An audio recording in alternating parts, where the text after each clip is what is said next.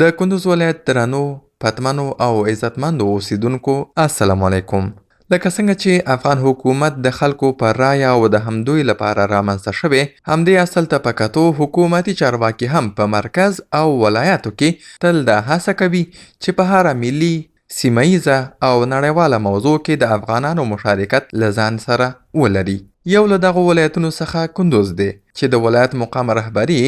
غواړي د خلکو ستونزې رابرسیره او ورته د حل لار ولټوي، په هره برخه کې پرمختګونه وارزوي او ودې او نیکمرغې راتلونکي ته لار پرانیزي، چې د هدف ته رسیدل یې د دغه ولایت د اوسیدونکو د مشورو اخیستل لومړیتوب دی. په همدې اساس د کندوز والي ښاغلي عبدالجبار نعیمي د روان 1498 لمریز کال د لړم میاشتې په اومه نیټه د سې شنبې په ورځ له مرکز او ولسوالیو څخه له راغلو یو شمېر درنو قومي مشرانو، سپینګیرو او مخورو سره مشورتي ناسته لرله. د امنیت ټینګښت، د غیر مسؤله وسلوالو له فعالیتونو مخنیوی، د کرنیزو چارو پراختیا او میکانیزه کېدل، د نشهیي توکو او الکولي مشروباتو له پیر او پلور څخه مخنیوی، د پراختیايي پروژو ادامه، په ادارو کې د اصلاحاتو راوستل، له اداري فساد سره مبارزه، له کندوز هوایي ډګر څخه د ملکي الوتنو ګټه اخیستل،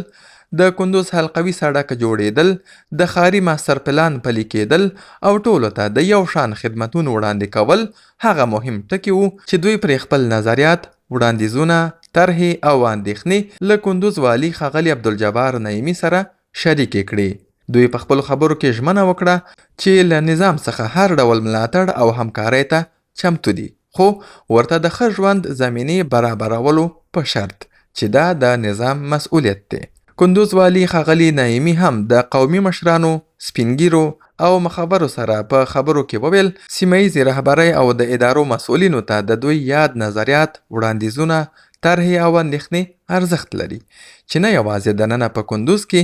بلکې تر مرکزي حکومت او اړوندو ادارو به یې د رسولو، تعقیبولو او عملي کولو کوښښ کوي. کندوز والي ښاغلي عبدالجبار نعیمي د غونډې په پای کې یادو قومي مشرانو، سپینګیرو او مخورو ته وویل باید ټول سره یو لاس شي، واحد نظر او دریځ ولري، تر څو وکولی شي په یوه غږ له وسلوالو طالبانو څخه له جګړې په لاس اخیستلو او سولې منلو غوښتنه وکړي.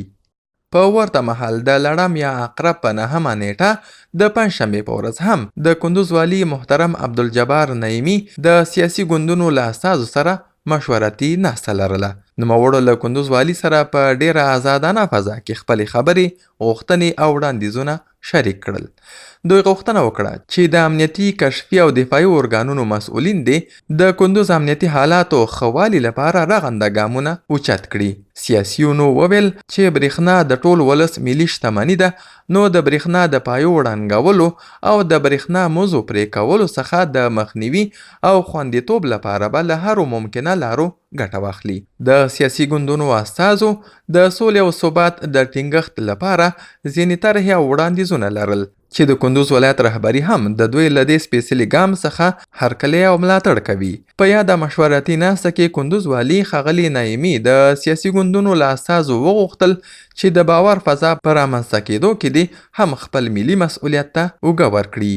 د کندوز له مدني فعالانو سره هم په مشورتي ناسته کې چې د لړم یا عقرب په 12مه نیټه د یکشنبې په ورځ ترسره شوه، کندوز والي وویل د مدني ټولنې په ملاتړ به په دغه ولایت کې پرمختیایي چارې بریالۍ شي. یادو فعالانو د امنیتي ننګونو، د شپې لخوا د مخابراتي شبکو نه فعالیت، د کابل کندوز پر لویو لارو ناامنیو، د کرنیزو چارو او ښوونیز بهیر د کیفیت ټیټوالي، د نشهیي توکو زیاتېدو، ښاري چارو بېنظمیو، د غیر مسؤله وسلوالو شتون، اداري فساد، د روغتیایي چارو پسوالي، کندوز ته د سوداګرو او پانګوالو جلبولو، د ښځینه متشبثینو او صنعتکارانو لپاره د زمینو برابرولو، ترافیکي ستونزو، په اداراتو کې د کاري سالم رقابت رامنځته کولو، له کارکوونکو سره د مسؤلینو ناسم چلند او د هغوی د ظرفیت لوړولو په اړه یې خپلې اندېښنې، وړاندیزونه، طرحې او حل لارې د کندوز ولایت مقام رهبرۍ سره شریکې کړې. د کندوز قدرمن والي ښاغلي عبدالجبار نعیمي د یادو مدني فعالانو ټولې خبرې په غور واورېدې او د ستونزو د حل، د خنډونو د لرې کولو، د امنیت ټینګښت، د اصلاحاتو راوستلو، د کاري زمینو برابرولو او عامه ذهنیت جوړولو په برخه کې د دوی همکاري وغوښته. خو د ښوونې او روزنې د کیفیت لوړول او مخدره توکو له منځه وړل هغه دوه مهمې موضوعګانې وي چې مدني فعالانو د کندوز ولایت مقام له رهبرۍ سره د هر اړخیزې همکارۍ او ملاتړ ژمنه وکړه چې عملي چارې به یې تر راتلونکو څو ورځو روښانه او پایلې به یې د یوې غونډې په ترڅ کې له تاسو درنو کندوزیانو سره شریک شي. کندوز والي ښاغلي عبدالجبار نعیمي وویل لکه څنګه چې مدني فعالان د خلکو له ستونزو خبر دي، نو له دولت سره به یې د کندوزیانو لپاره د یو ډاډمن او سوله ییز ژوند زمینې برابرولو هڅو په عملي کېدو کې همکاري مثبته اغیزه ولري.